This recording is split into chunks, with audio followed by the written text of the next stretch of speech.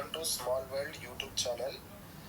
ఇప్పుడు మనము constitution of India సిరీస్లో భాగంగా పార్ట్ 5 యూనియన్లో ఆర్టికల్ 52 నుంచి 151 వరకు డిస్కస్ చేస్తున్నాం. ఆల్రెడీ మిగతా ఆర్టికల్స్ డిస్కస్ చేసాం. ఇప్పుడు చాప్టర్ 4లో డిస్కస్ చేస్తున్నాం. చాప్టర్ 4 ది యూనియన్ జ్యుడిషియరీ గురించి డిస్కస్ చేస్తున్నాం. ఇప్పుడు ఎప్పుడైనా కానీ క్వశ్చన్లు పీవైక్యూస్లో క్వశ్చన్ వేరే స్టేట్లో అడిగారు. యూనియన్లో పార్ట్ 5లో చాప్టర్ 4లో ఏముంది అని అడుగుతారు. అంటే జ్యుడిషియరీ అనేది ఎన్నో చాప్టర్లో ఉంది అని అడుగుతారు. అడిగేప్పుడు మనం చాప్టర్ 4 అని గుర్తుపెట్టుకోవాలి. తర్వాత ఇప్పుడు ఇక్కడ నేను తెలుగులో ఆర్టికల్స్ ఇచ్చాను. మీకు కావాలంటే మీరు తెలుగులో చదువుకోండి. నేను ఇప్పుడు ఇంగ్లీష్లో ఎక్స్ప్లెయిన్ చేస్తాను చదివి.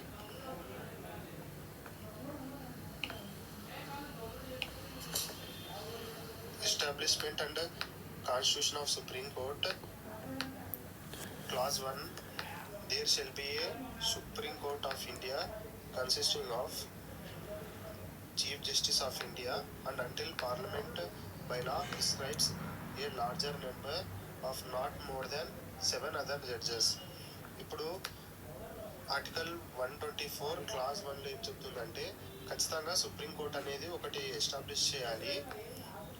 తర్వాత వచ్చేసి సుప్రీంకోర్టులో చీఫ్ జస్టిస్ ఆఫ్ ఇండియా ఉండాలి. మరి వచ్చేసి 7 మెంబర్స్ కంటే ఎక్కువ ఉండకూడదు. అంటే మనం స్టార్టింగ్లో ఫస్ట్ టైం అది కాన్స్టిట్యూషన్ ఆఫ్ ఇండియా వచ్చినప్పుడుది కాబట్టి అప్పుడు 7 మెంబర్స్ కంటే ఎక్కువ ఉండకూడదు అని. తర్వాత 124 ఆర్టికల్ 124 క్లాస్ 2 ఏమనుందంటే every judge of supreme court shall be appointed by the president by warrant and by his sign and seal on the recommendation of National Judicial Appointment Commission referred to it in Article 124A, and shall hold office until he attains age of 65 years.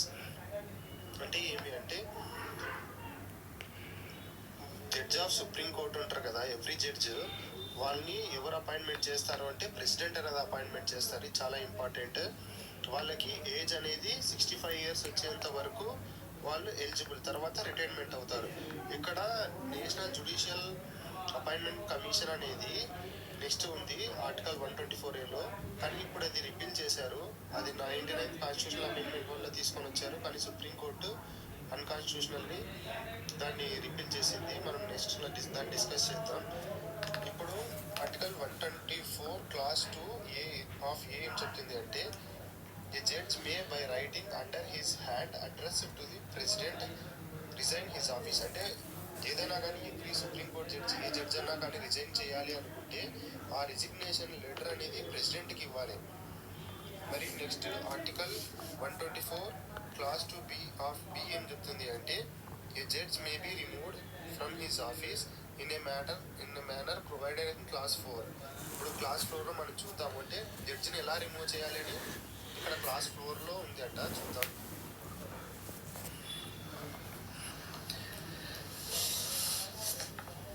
ఇప్పుడు 124 clause 2 ఏం చెప్తుంది అంటే the age of judge of supreme court can be determined by authority and in such a manner as parliament May by law provide. ఇప్పుడు మనము article ఇక్కడ ఒకటి చూసాము, 65 years వరకు వాళ్ళ ఎలిజిబిలిటీ అనేది ఉంటుంది. ఇప్పుడు దీన్ని 65 కంటే ఇంకా పెంచాలి అన్నా కూడా పార్లమెంట్ అనేది చట్టం ద్వారా, అంటే 65 అన్నా కానీ అలా పార్లమెంట్ చట్టం ద్వారా మనం చేయొచ్చు. ఇప్పుడు కూడా 65 ఉంది. తర్వాత ఇప్పుడు క్లాస్ 3 చూద్దాం. 124 article class 3 A person shall not be qualified for appointment as a judge of supreme court unless citizen of India. అంటే వాళ్ళ క్వాలిఫికేషన్స్ గురించి ఇక్కడ కాన్స్టిట్యూషన్లో ఇచ్చారు. అతను ఖచ్చితంగా కూడా సిటిజన్ ఆఫ్ ఇండియా అయి ఉండాలి. తర్వాత clause 3 article 124 clause 3 of A చూద్దాం. Has been for at least 5 years a judge of high court or of 2 or more such courts in succession. అంటే ఒక జడ్జిని అపాయింట్మెంట్ చేయాలంటే వాళ్ళకి experience at least 5 years judge of high court, అంటే ఏదో ఒక హైకోర్టుకి వాళ్ళు 5 years ఉండాలి. లేదంటే ఇప్పుడు యావరేజ్గా 2 ఆర్ మోర్ కోర్ట్స్ అంటే ఒక 2 years ఒక కోర్టులో చేసి తర్వాత 3 years ఇంకో కోర్టులో చేసినా పర్లేదు. అంటే యావరేజ్గా అట్లీస్ట్ 5 years జడ్జ్ ఆఫ్ హైకోర్టుగా వాళ్ళు పని చేసి ఉండాలి. ఇప్పుడు మరి నెక్స్ట్ ఇంకొకటి ఏమి అంటే has been at least 10 years an advocate of high court or 2 or more such courts in succession. అంటే వాళ్ళకి అట్లీస్ట్ 10 years అడ్వకేట్ కన్నా హైకోర్టుకి ఏదో ఒక హైకోర్టు అడ్వకేట్ కన్నా 10 years కన్నా వాళ్ళకి ఎక్స్పీరియన్స్ ఉండాలి. మరి next opinion of the president distinguished jurist. అంటే ప్రెసిడెంట్ దృష్టిలో అతను మంచి డిస్టింగ్విష్డ్ జ్యూరిస్ట్ అంటే అపాయింట్మెంట్ చేయొచ్చు. ఇది డిస్టింగ్విష్డ్ జ్యూరిస్ట్ అని ఉంది కదా, ఇది ఓన్లీ సుప్రీంకోర్టు కేసులోనే ఉంటుంది. అంటే సుప్రీంకోర్టు దానికే ఉంటుంది ప్రెసిడెంట్ అపాయింట్మెంట్ చేయడానికి. అలా డిస్టింగ్విష్డ్ జ్యూరిస్ట్ అనేది హైకోర్టుకి అపాయింట్మెంట్ చేసే ఉండదు. తర్వాత మనం డిస్కస్ చేద్దాం. నెక్స్ట్ హైకోర్టు డిస్కస్ చేసేటప్పుడు ఆర్టికల్స్లో ఈ డిస్టింగ్విష్డ్ జ్యూరిస్ట్ అనేది హైకోర్టు ఆర్టికల్స్ అపాయింట్మెంట్లో వాళ్ళకి క్వాలిఫికేషన్ ఉండదు, ఓన్లీ సుప్రీంకోర్టు దానికే ఉంటుంది. ఇది చాలా ఇంపార్టెంట్, ఇది గుర్తుపెట్టుకోండి. వేరే ఎగ్జామ్లో కూడా పీవైక్యూలో అడిగారు ఇది డిస్టింగ్విష్డ్ జ్యూరిస్ట్ అనేది ఓన్లీ సుప్రీంకోర్టు కేసులోనే ఉంటుంది, కానీ హైకోర్టు జడ్జికి అపాయింట్మెంట్ చేసేకి ప్రెసిడెంట్కి ఉండదు. తర్వాత explanation 1 in this clause high court means a high court which is exercises or which any time before commencement of the constitution exercise jurisdiction in any part of territory of India. అంటే వీళ్ళు high courts గురించి ఇచ్చారు కదా, వాళ్ళు అడ్వకేట్ అన్నా ఉండాలి, హైకోర్టులో 5 years అన్న జడ్జి అన్న పనిచేసి ఉండాలి అని, అంటే పనిచేసి ఉండాలి అని ఉంటుంది కదా. అంటే అప్పుడు మన కాన్స్టిట్యూషన్ రాకముందు వాళ్ళు ఏ హైకోర్టులో అప్పుడు ముందు ఉంటాయి కదా, ఆ హైకోర్టులో వాళ్ళు ఎప్పుడన్నా కానీ పనిచేసి ఉండాలి అని ఉంటుంది. కానీ ఇది మనకి ఇంపార్టెంట్ లేదు, అది ఎప్పుడో కాబట్టి ముందు కాబట్టి. అంటే ఇవి ఇంపార్టెంట్ అవునా కాదా అని మనకి ఎలా తెలుస్తుంది అంటే పీవైక్యూస్ చూసుకుంటే మనకి తెలుస్తుంది. అంటే ఇక్కడ చూడండి, బిఫోర్ కమెన్స్మెంట్ ఆఫ్ కాన్స్టిట్యూషన్ అని ఇచ్చారు, ఆఫ్ దిస్ కాన్స్టిట్యూషన్ అని. అంటే మనకి ఇది ఇంపార్టెంట్ అవసరం లేదు, ఎక్స్ప్లెనేషన్ 1 2. తర్వాత క్లాస్ 4 ఏం చెప్తుందంటే article 124 class 4 A judge of supreme court shall B removed from his office except by an order of president passed after an address by each house of parliament supported by majority of total membership of that house by majority of not less than 2/3 members of the house present and voting has been presented to president in the same session of such removal on the ground proved misbehavior or incapacity. అంటే వాళ్ళు misbehaviour అన్నా కానీ incapacity అన్నా కానీ వాళ్ళని ఇప్పుడు ఏమన్నా కానీ వాళ్ళని ఆఫీస్ నుంచి తీసేయాలి అంటే సుప్రీంకోర్టు జడ్జి అన్నా కానీ సిజే అన్నా కానీ తీసేయాలంటే ఖచ్చితంగా 2/3 ఆఫ్ మెజారిటీతో బిల్ అనేది పాస్ చేయాలి.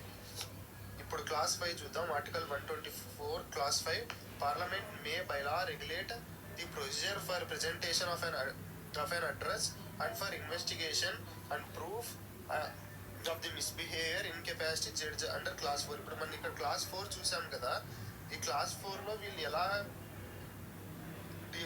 ఎలా ఆఫీస్ నుంచి తొలగించాలి అనేది పార్లమెంట్ అనేది ఒక చట్టం చేయొచ్చు. ఆ చట్టం నుంచి ఆ ప్రొసీజర్ నుంచి వీళ్ళని తీసేయచ్చు. అంటే ఇప్పుడు ది జడ్జెస్ ఎంక్వైరీ యాక్ట్ 1968 అని తీసుకొచ్చారు, ఇది కాన్స్టిట్యూషన్లో లేదు. అంటే ఈ క్లాస్ పరంగా మనం ఈ యాక్ట్ అనేది తీసుకొని వచ్చారు. ఎంక్వైరీ జరగాలంటే అంటే మినిమం 100 members అనేది లోక్సభ మెంబర్స్ ఎంపీస్ వచ్చేసి స్పీకర్కి ఇవ్వాలి. తర్వాత రాజ్యసభ అయితే 50 members వచ్చేసి చైర్మన్కి ఇవ్వాలి, రాజ్యసభ చైర్మన్కి అని. ఇక్కడ కాన్స్టిట్యూషన్లో లేదు ఇది 50 members 100 members అని. ఈ యాక్ట్ పరంగా పార్లమెంట్ అనేది తీసుకొని వచ్చింది. ఈ యాక్ట్ ఏ దాని పరంగా తీసుకొచ్చారు అంటే ఆర్టికల్ 124 క్లాస్ 5 పరంగా తీసుకొని వచ్చారు.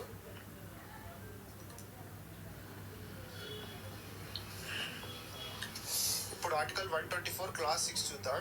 Every person appointed to be judge of supreme court shall before he enters upon his office make and subscribe before president or some person appointed in that behalf by him and both are affirmation according to the form set out for the purpose in the 3rd schedule. ఇప్పుడు appointment ఎలా చేస్తారు అంటే appointment చేశాక వాళ్ళు oath and affirmation అనేది president ముందు చేస్తారు. ఒకవేళ ప్రెసిడెంట్ లేకపోతే ప్రెసిడెంట్ అయితే ఒక పర్సన్ అపాయింట్మెంట్ చేస్తారు, ఆ పర్సన్ ద్వారా అపాయింట్మెంట్ అవుతారు. ఎవరు? సుప్రీంకోర్టు సీజే అన్నా కానీ, సుప్రీంకోర్టు రిమైనింగ్ అదర్ జడ్జెస్ అన్నా కానీ థర్డ్ షెడ్యూల్ ఏముంటాయి అంటే ఓత్ అండ్ అఫర్మేషన్ అనేది ఉంటాయి. ఓత్ అనేది థర్డ్ షెడ్యూల్ పరంగా చేస్తారు.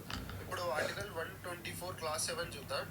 No person who has held office as judge of Supreme Court shall plead or act in any court or before any authority within territory supreme court judges ఉంటారు కదా, వాళ్ళు appointment అయిన తర్వాత వాళ్ళు ఇండియాలో ఏ కోర్టులో కూడా వాళ్ళు ప్లీడ్ అంటే వాళ్ళు ఏ కోర్టులో కూడా ఇంకా మరి అడ్వకేట్గా కూడా వర్క్ చేయకూడదు. Okay, thank